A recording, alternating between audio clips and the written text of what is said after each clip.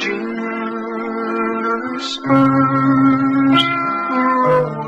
might sound like a perfectly normal song, but don't be fooled, because the person singing is a convicted serial killer with a dark past.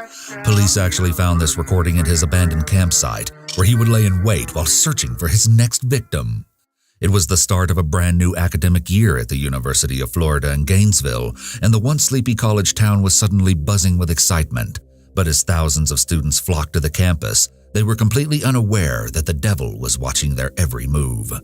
In less than a week, 5 innocent students were savagely murdered and mutilated at the hands of a deranged lunatic, and the entire nation watched in terror as investigators scrambled to capture the killer. Still, no one could have predicted where this twisted case would ultimately lead. Let's start at the beginning. On Friday, August 24, 1990, 18-year-old Sonia Larson and 17-year-old Christina Powell were excitedly unloading their cars at an off-campus apartment. The two incoming freshmen had met during the summer semester and decided to get a place together for the academic year. After a long day of moving, Sonia and Christina decided to call it a night and planned to wake up early the following day to unpack. But unfortunately, they would never get to see the second day in their new home. Christina's parents had tried to reach her all day on Saturday, but to no avail. Still, they assumed she was probably out partying and figured they'd just see her during their planned visit on Sunday. So they arrived at the Gainesville apartment later that weekend, anxious to see their daughter safe and sound. But no one answered their knocks on the door. Sensing that something was very wrong, the worried parents called the police. The responding police officer ultimately wound up breaking down a second-floor door to enter the residence, and what he saw was enough to haunt his dreams for the rest of his life. Sonia's blood-soaked body was found on her bed, with both legs hanging off the edge. She had been stabbed to death, and the wounds were so severe that authorities actually had to use dental records to confirm her identity.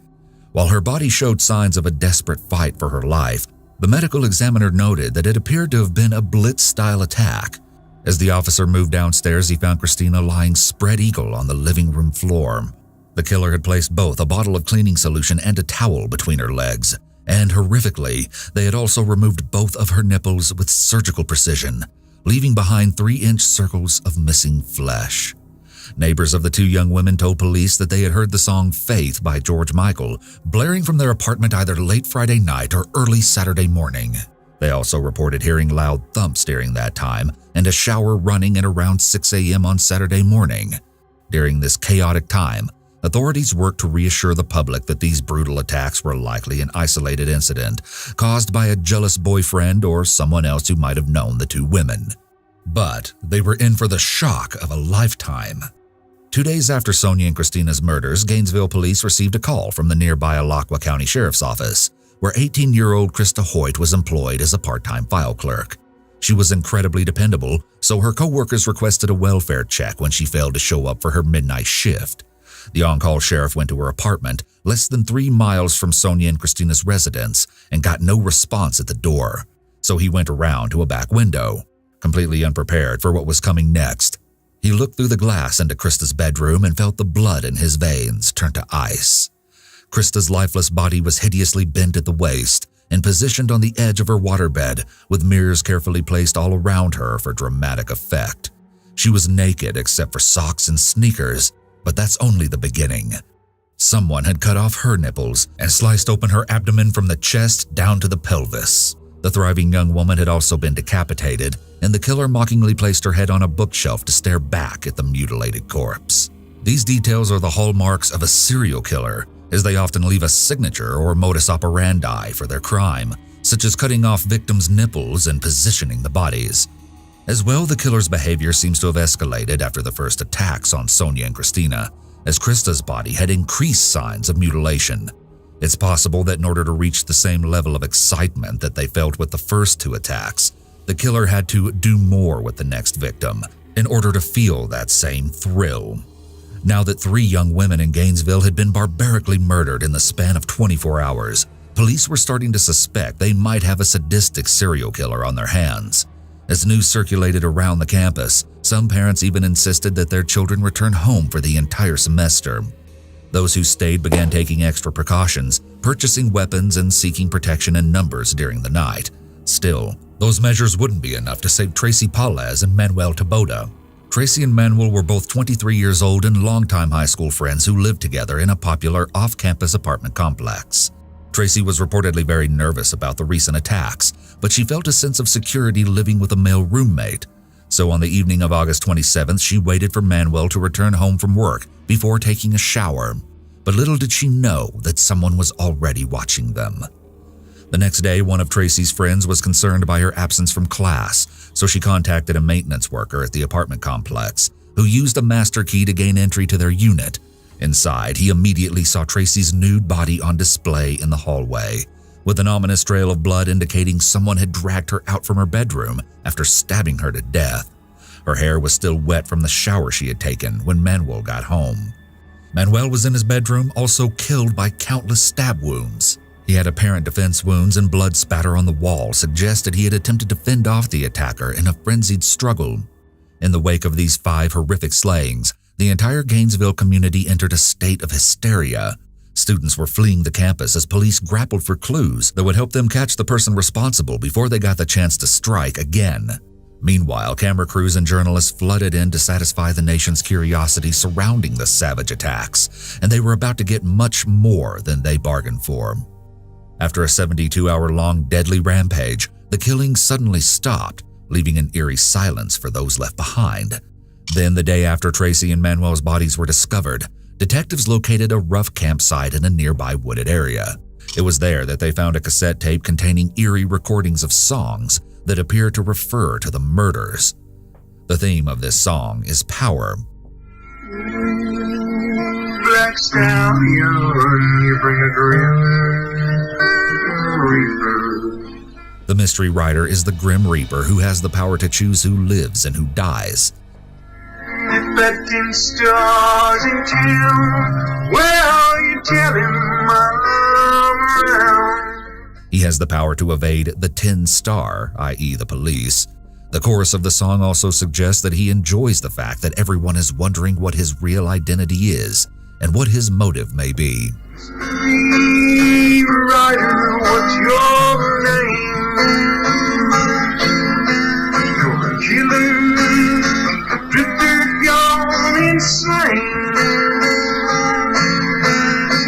Street rider, what's your game? The Gainesville police held a press conference to inform the public that they were forming a massive task force of roughly 100 detectives to work the investigation. It would become the most extensive manhunt in Florida's history. However, to preserve the integrity of the case, officials didn't tell the public that they already had an extremely valuable suspect in mind, Edward Lewis Humphrey. On August 30th, 20-year-old Ed was apprehended in Gainesville and charged with battery following a fight with his grandmother. The troubled young man was enrolled as a freshman at the University of Florida and bore many scars on his face and a significant limp as the result of 2 car accidents. Ed was, by all accounts, a very typical high school student, but after his parents went through a nasty divorce and his beloved grandfather died, something in him changed, making him angry and violent.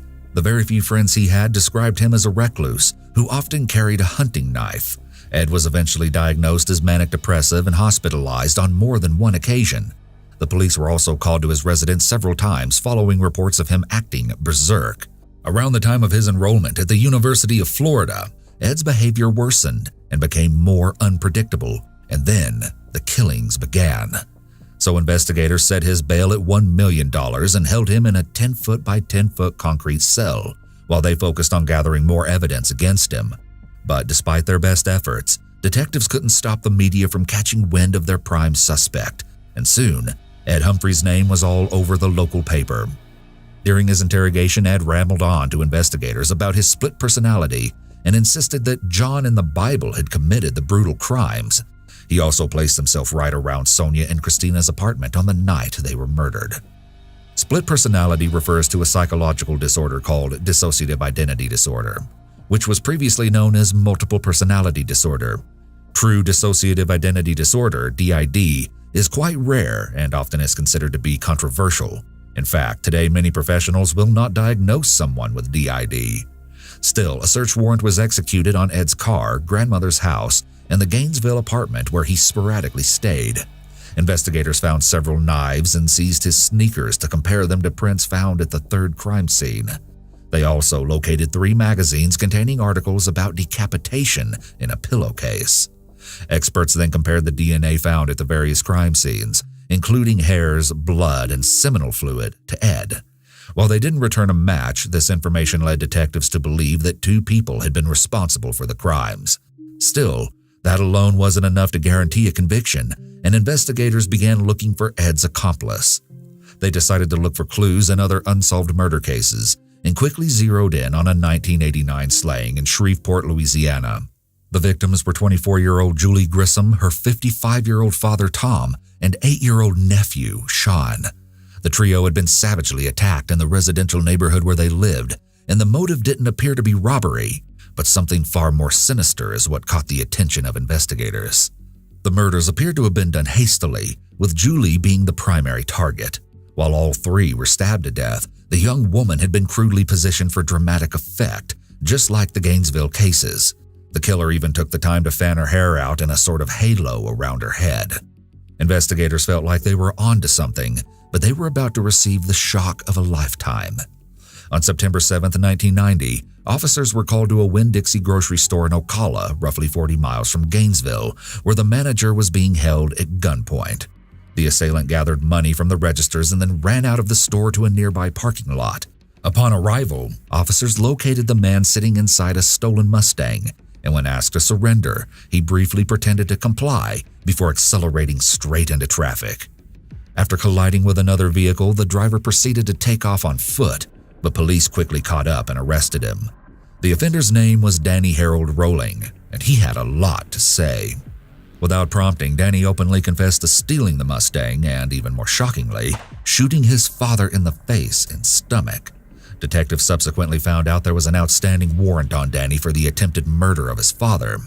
He waived his right to a public attorney and instead entered guilty pleas to armed robbery, possession of a firearm by a felon, and fleeing and eluding police officers. During his time in the Marion County Jail awaiting trial, Danny allegedly attempted to take his own life and also tried to escape through a window. An order was also approved to have him considered a habitual offender, given his lengthy criminal history, including countless burglaries. Detectives eventually discovered that Danny shared a blood type with the Gainesville Ripper, the name given to the murderer by the media, so they requested his consent for a DNA sample. Danny agreed, and in addition to collecting blood, authorities also removed one of his decaying molars as evidence. Days later, the lab returned results that would send a wave of shock across the nation. All 12 enzymes present in the crime scene DNA were found in Danny's blood, and after a second test concluded the same results 5 days later, police believed they had found Ed's accomplice. After that, details began emerging about Danny's personal life, revealing a long history of resistance to authority and mental health issues. Danny had been apprehended for multiple armed robberies in 1979, and during his time in jail, a psychologist diagnosed him with a personality disorder. He was released in 1984, but immediately returned to his criminal habits, landing him back in jail once again. Danny was released on parole in 1988, but he struggled to keep a job. Detectives then made the bone-chilling discovery that he had been fired from a restaurant job in his hometown of Shreveport on November 4, 1989, the exact same day of the Grissom family murders. During this time, investigators also learned about the tumultuous relationship between Danny and his father. Danny reportedly turned to music, drugs, and alcohol to cope with the abuse at home. They also discovered how things took a violent turn on May 18, 1990. The pair got into a heated argument that resulted in Danny shooting his father before fleeing to Gainesville. His father survived the attack but told authorities that he didn't believe his son capable of cold-blooded murder. The abuse Danny suffered as a child likely had a huge effect on his development and played a role in his own violent behavior later in life. Nevertheless, Danny was given an automatic life sentence as a habitual offender for the armed robbery at the grocery store. He also received 3 additional life sentences for his other outstanding charges. Still, while Danny was incarcerated, investigators were determined to put the pieces together in the student murder cases and secure a conviction. Then, following an incredibly tense deliberation, Danny was indicted by a grand jury on 5 counts of homicide, 3 counts of battery, and 3 counts of armed burglary. The state of Florida made it very clear that they would be seeking the death penalty in this high-profile case. While awaiting trial, Danny struck up a friendship with a career criminal named Bobby Lewis, who just so happened to be friends with serial killer Ted Bundy during his time at the institution. As the two grew closer, Danny started confessing to the murders, and he eventually asked Bobby to serve as a mediator to relay the information to investigators. So, in January 1993, a task force arrived to interview Danny with Bobby, and I don't think anyone was prepared for what he would tell them. It's possible that the reason Danny would only speak through Bobby simply came down to power. He did it because he could. He likely felt he had very little control while in jail. The way that he conveyed information was one of the few things that he could control. He may have felt that it would be somewhat frustrating for police that he would only speak through another person, and he enjoyed this small bit of power. As the twisted confession unraveled, investigators learned the horrifying truth of what really happened to Danny's victims in their final moments, spoken through Bobby Lewis. He first explained how he set up a campsite in Gainesville, which is where he later recorded the haunting songs detailing the murders. However, he also recorded cryptic diary-like passages, with one directed at his family saying, "You just pushed me away at a young age, Pop. I wanted to make you proud of me. I let you down. I'm sorry for that. Well, I'm going to sign off for a little bit. I got something I got to do." Then just a few hours later, he went around turning doorknobs and peeping in windows until he stumbled upon Sonia and Christina's apartment. Danny said that Christina was asleep on the sofa, and he simply stood over her before deciding to look upstairs and see who else was home.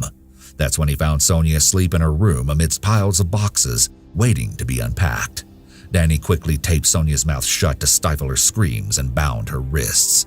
Then, after violently assaulting her, he stabbed her to death with a 4-inch hunting knife. After killing Sonia, Danny went back downstairs and subdued Christina in the same manner before slicing off her clothing.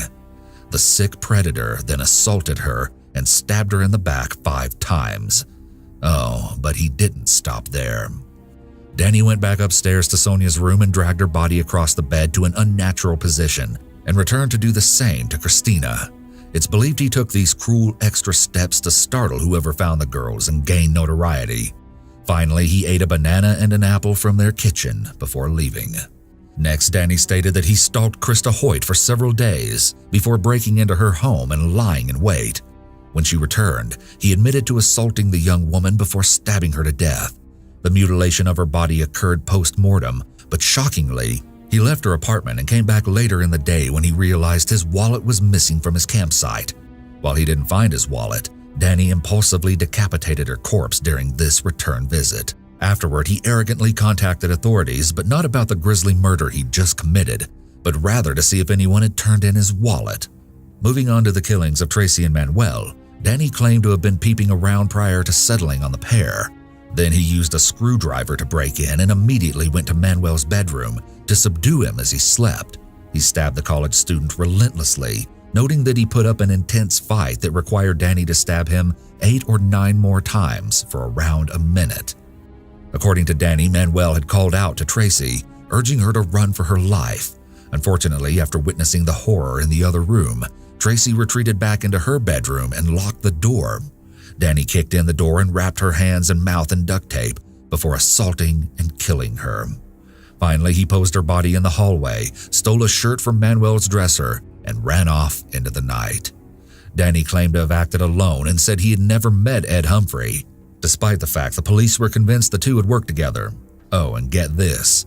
Ed was now completely denying any involvement in the killing and insisted that his name be cleared. A grand jury eventually concluded that Ed Humphrey should not be held responsible for the Gainesville slayings following Danny's twisted confession. However, Ed's mental state had severely deteriorated from his time spent in jail by that point. Danny began blaming the slayings on an alternate personality known as Gemini, while he also admitted to other assaults and robberies in the area that he had not been charged for. He said those were the only homicides. Oh, besides the triple murder in Shreveport of the Grissom family, of course. Danny told investigators that he would only discuss that incident once they had handled the Gainesville cases. However, some details in his account didn't match the evidence, such as where he supposedly buried the murder weapon and how he assaulted Tracy. Danny's long-awaited trial commenced on February 15, 1994, with numerous counselors available to support jurors after viewing the gruesome crime scene photos. Shockingly, investigators believe the motive to be fame, as he seemed obsessed with the notoriety gained by Ted Bundy following his heinous crimes. During opening statements, prosecutors pleaded with the jury to keep an open mind when the defense team presents their argument. I don't know what they're going to offer to offset and try to get an excuse for a man who has killed 5 people like this, but whatever it is, we get a chance to rebut it. And I'm asking you to commit to me that you will keep an open mind when you hear whatever their psychiatrist, psychologist, or friends of the family say. We still get to present rebuttal evidence to that. And it's real important that when they put on a psychologist, don't make up your mind if what he says, you wait to hear what ours says. But then, Danny surprised everyone by announcing that he would plead guilty to all charges, thus taking the trial straight to the penalty phase. It's possible that Danny knew that he could not win, so he wanted to go out on his own terms. This was his last-ditch effort at taking back control. After hearing the jury's recommendation, the judge handed down the death penalty. While awaiting his execution, Danny prepared a written statement confessing to the Shreveport murders. He also began dating while in prison and eventually got engaged to a journalist named Sandra London, who he had been introduced to by Bobby Lewis. Though fascinating, it can be difficult to understand why anyone would begin dating a man who has confessed to being a serial killer. However, Danny comes across as very charming, charismatic, and likable, as psychopaths often do. There's also an element of excitement in dating someone who is a convicted killer. Women who choose to correspond with a murderer may get a thrill of danger, while also having the security of knowing there is no actual threat while they remain behind bars. Around this time, Danny also had the audacity to defend her in court against public scrutiny. Miss London and myself have been corresponding for almost a year now. Regardless of what Williams has said, Miss London is of the highest caliber, sincere and honest, a woman of extraordinary talents. If I were her, I would sue Williams for slander and defamation of character. Danny likely enjoyed being the center of attention while giving this monologue. Getting up from his chair immediately after he finished reading was a show of power. He wanted the interviewer to know that he was in charge. Oh, and he also took a moment to serenade her following his sentencing. I recall the day I first saw you. I reached out to say I love you, but it was hard to say. I couldn't touch you. So tell me, baby, what were my words? All my tears run together. Excuse me, Mr. Ron. Down the path you choose to follow. Mr. Ron. So tell me, baby, what were my words? All my tears run together.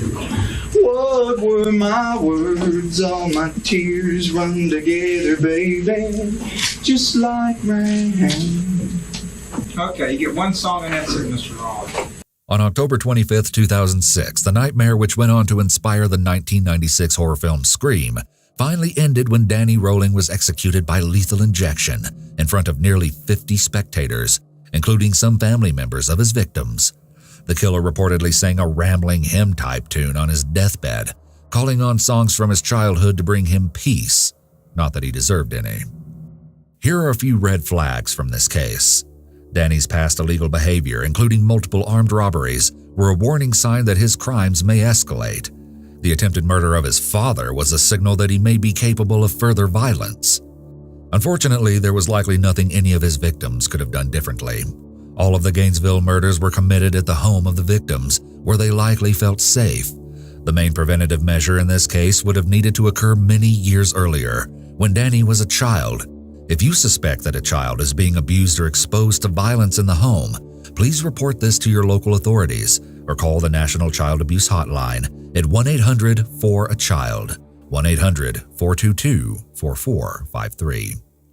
Now, let's move on to the next horrific true crime case. Elise Poller was a 15-year-old girl from Arroyo Grande, California, when her life was suddenly stolen in a manner so evil, it's almost incomprehensible. Still, as the investigation into her brutal murder unfolded, police were stunned not only by the killer's identity, but also by their calculated planning and bizarre motive. Our story begins on the night of July 22, 1995. Elise had just said goodnight to her parents, and as far as they knew, she headed straight to bed. However, Elise, who was going through a rebellious phase, had other plans for her evening that didn't include an early bedtime. So once the coast was clear, the young girl slipped out of her family's home for some late-night fun, fully intending to sneak back in before anyone even noticed she was gone. But that's not what happened at all. The following day, Elise's parents woke up to an absolute nightmare. Their beloved daughter was nowhere to be found. Panic-stricken, they rushed to the police station to report her missing. Unfortunately, based on Elise's alleged recreational drugs and alcohol use, authorities initially assumed that she had voluntarily taken off. However, her parents argued that she was a good kid with a bright future and that she would never run away from her close-knit family. So the Arroyo Grande police began canvassing the area, and before long, the media had picked up on Elise's story. Countless tips started flooding in about possible sightings of the teenager in nearby towns, but they all turned up nothing. Still, those leads added to the theory that she might have run away, causing both investigators and her family to doubt that she had met with foul play. But they were in for the shock of a lifetime. Nearly 9 months after Elise vanished, a fellow high school student named Royce Casey walked into the police station with a jaw-dropping admission. The 16-year-old confessed that he had killed Elise and even told detectives where to find her body. Oh, but that wasn't all. Royce also admitted to them that he hadn't acted alone. Royce pointed to 15-year-old Jacob DeLachement and 14-year-old Joseph Fiorella as his accomplices in the crime. The three boys went to school with Elise but were said to have very little regard for their academic futures. They were heavy into illegal substances and members of a death metal band called Hatred. The trio was also known to hang out in a spot known as the Pipe of Death, an abandoned drainage pipe where a young boy allegedly fell to his death a few years earlier. Naturally, investigators wanted to know what had compelled Royce to come clean after all that time had passed, but no one was expecting the answer he gave. Beyond citing newfound religious beliefs as his reasoning behind the confession, Royce also explained that his friends might kill again, and he feared that he would be their next victim. Hatred's songs featured lyrics about murder and their allegiance to the devil. Despite being the youngest in the group, Joseph was considered the ringleader, and he took his dark obsession to dangerous levels. In addition to his collection of books on the occult, I'm talking a whole library in his own bedroom, he also performed sick rituals devised by the Satanist Aleister Crowley, including crucifying frogs before eating them to achieve great spiritual power. Cruelty towards animals as a child is often a precursor of further violent behavior toward people, including murder. As if that wasn't unsettling enough, all three boys were drawn to the official Church of Satan website.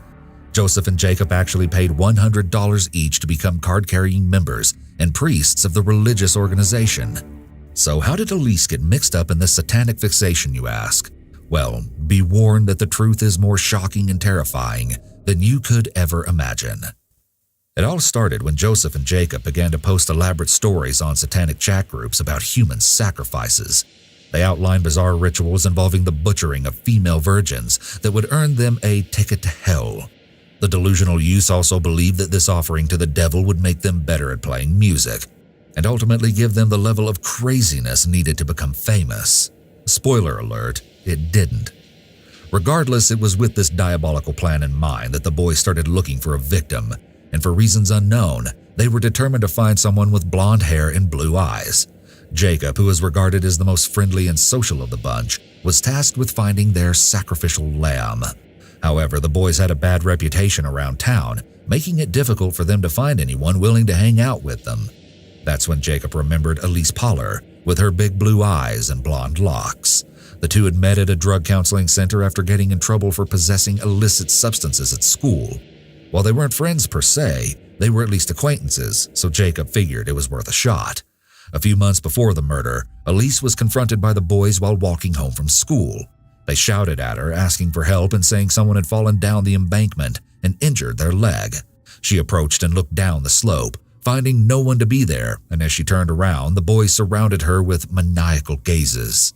Then, without warning, they pushed her back down the embankment, but unbeknownst to all of them, Elise's mother had witnessed the entire ordeal. She raced over to help her daughter, and the boys ran away.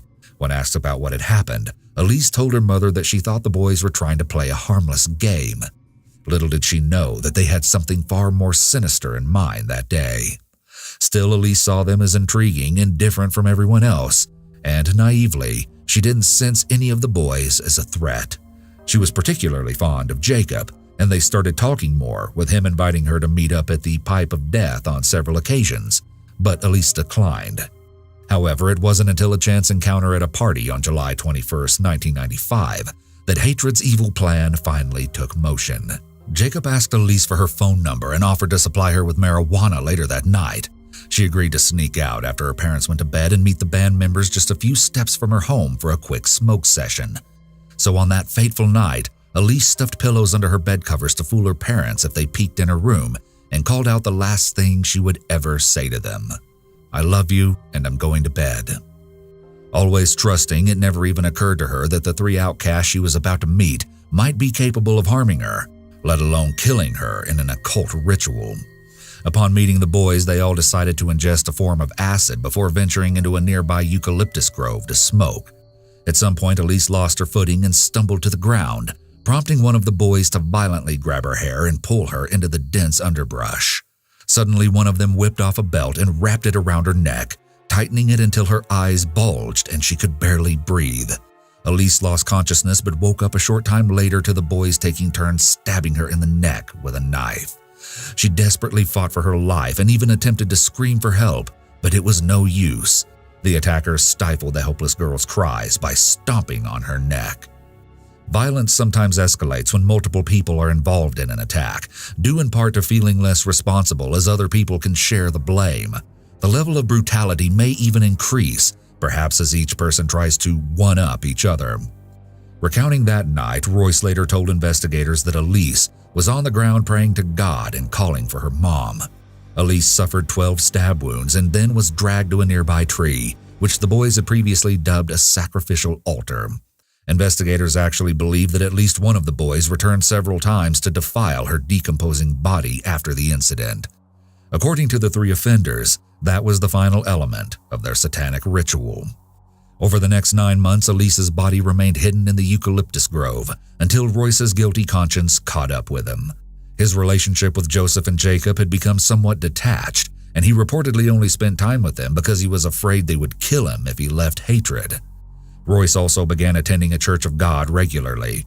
Still, his remorse grew and finally reached a breaking point when he happened upon a missing persons flyer for Elise. That's when Royce decided it was time to set the record straight. Following his shocking confession, police discovered Elise's skeletal remains in the exact spot he had indicated, and all three boys were subsequently arrested. The preliminary hearing began in February 1997, with the boys making shocking statements about their obsession with the band Slayer during much of the proceedings. In his deposition, Joseph brazenly stated that the band Slayer started to influence the way I looked at things. Of course, Slayer was in no way responsible or to blame for the actions of Joseph, Royce, and Jacob, but Elise's parents still decided to try and take legal action against the band. Slayer's legal representation responded by pointing out that the First Amendment protects their music. Still, the Paulers argued that they aren't trying to stop the production, but rather control how it is marketed to kids. While the band largely remained quiet about the lawsuit, lead singer Tom Araya remarked, "We're part evil. If we were really evil, we would be doing everything we're writing about." The case was ultimately reviewed and dismissed by a judge on the premise that the claims violated the band's right to freedom of speech. However, the judge made sure to note that Slayer lyrics are repulsive and profane, but they do not direct or instruct listeners to commit the acts that resulted in the vicious torture murder of Elise Pauler. All of that aside, Joseph ultimately accepted a plea deal that entailed dropping all other charges if he pled guilty to first-degree murder. As a result, he was sentenced to 26 years to life in prison and only showed remorse after hearing of his fate. Royce and Jacob were given the same sentence, but avoided life without parole by pleading no contest. Royce was granted parole suitability in 2021, and despite Elise's family feeling okay about his possible release, the governor ultimately reversed the decision. So while he won't be seeing the light of day anytime soon, the fate of Jacob and Joseph still hangs in the balance, as they have parole hearings scheduled for 2022 and 2024, respectively. Red flags and what you should do. Jacob killing frogs as part of a satanic ritual was a warning sign that he may be capable of violence against people. In fact, many serial killers have a history of abusing animals when they were children. Jacob, Joseph, and Royce's unhealthy obsession with the Church of Satan and comments they made about human sacrifices on satanic chat groups were all additional warning signs.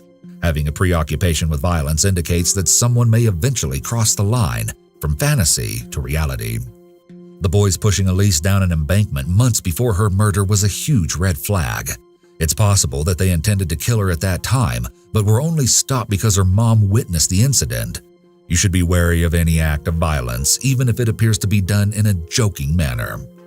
On that note, it's time for our last case of this video.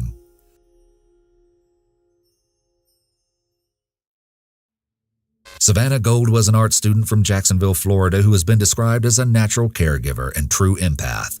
The 21-year-old was able to spread happiness wherever she went, including her job at the Bonefish Grill, where she'd worked for the past 2 years.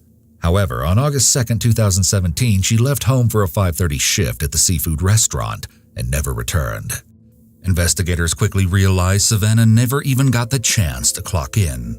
An hour and a half after Savannah left for work, her mother received a strange message from her daughter's phone filled with typos reading, "Hey, I just wanted to tell you and Mom I met a really great guy and we are running away together. I love him and we are leaving tonight. I'll call you later when we get to where we're going." Just minutes later, Savannah's brother received a similar text, also riddled with misspellings that said, "Hey, I quit. I'm leaving with my boyfriend. I can't do this anything. I'm fine. Just want to get away." The Gold family knew that something was wrong right away, as the messages were very out of character for Savannah. So after calling and texting her phone repeatedly with no response, they contacted the police and reported her missing. Authorities quickly located Savannah's car in the Bonefish Grill parking lot with the doors unlocked and the front left tire slashed. Furthermore, detectives ruled out robbery as a motive after finding her purse with cash and credit cards still inside near the driver's seat. The only thing that seemed to be missing was her cell phone. As Savannah's friends, family, and co-workers began passing out missing persons flyers around town, investigators looked to nearby surveillance cameras for clues. Fortunately, they were able to access footage from a camera overlooking the entire parking lot, and what they witnessed sent a wave of fear through the community. Savannah could be seen parking her car, and then immediately after, a silver Chevy Malibu entered the frame and parked directly beside her.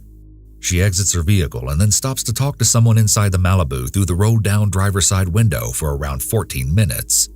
Next, Savannah climbs into the back seat, and once inside, the Malibu could be seen violently rocking from side to side, with one of the doors repeatedly swinging open and closed, as if someone was trying to get out. Finally, after roughly 90 seconds of what appeared to be a desperate struggle, the car went still, and the driver emerged to grab something from Savannah's car, possibly her phone. They then slashed her tire and drove off with Savannah still inside. Police were able to discern that the driver was a male with short, dark hair, but the footage was too grainy to make an immediate identification.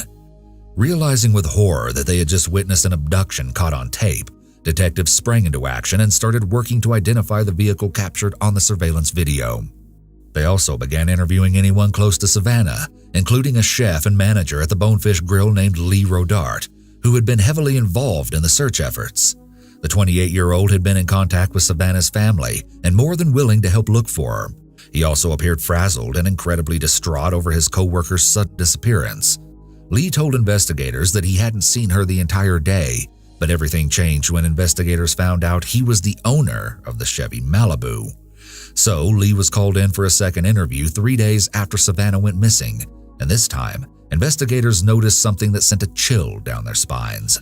They asked Lee to remove his chef's coat, and when he did, it exposed several fresh cuts on his arms and neck, which he claimed to have been self-inflicted.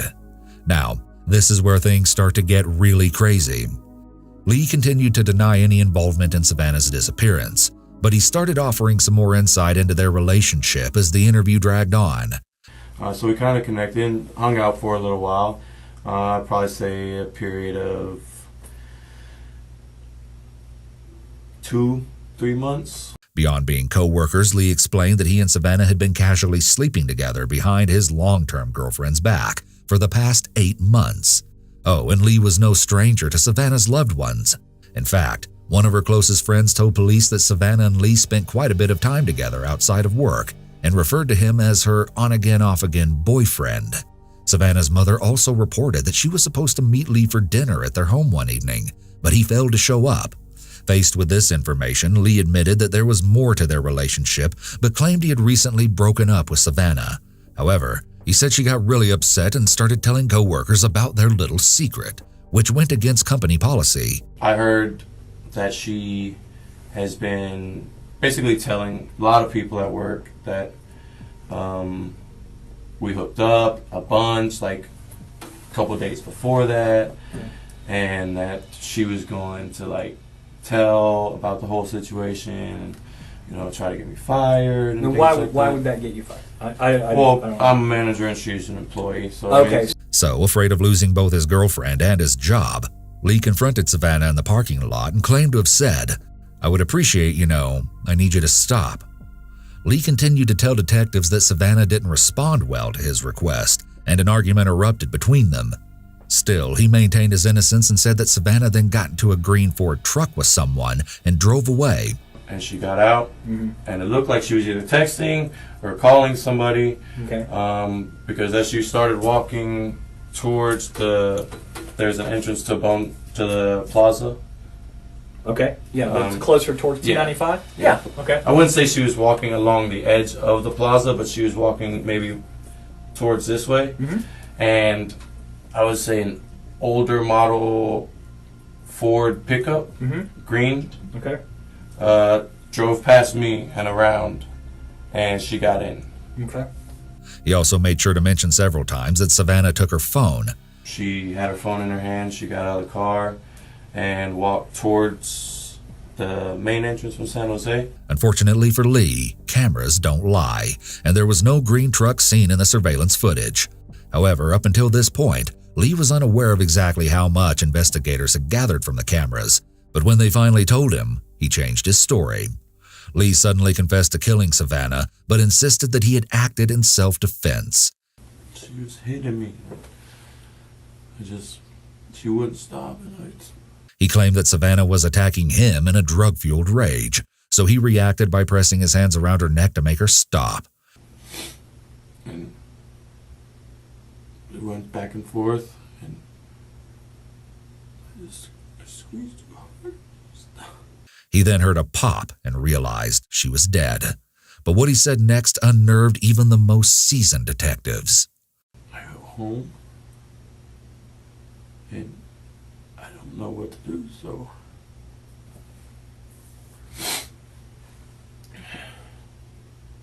we have a fire pit in our backyard, and I put it there.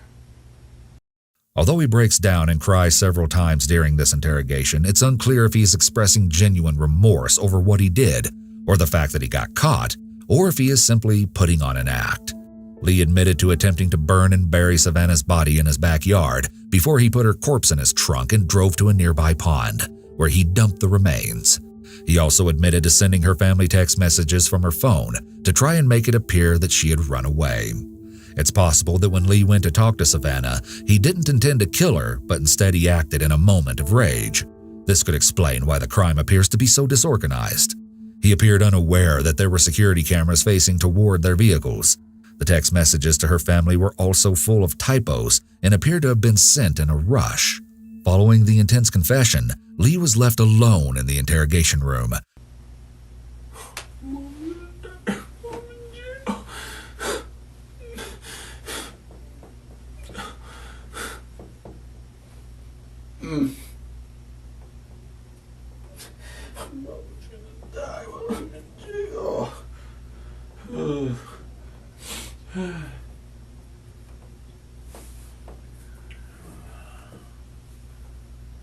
Fucking idiot, Lee.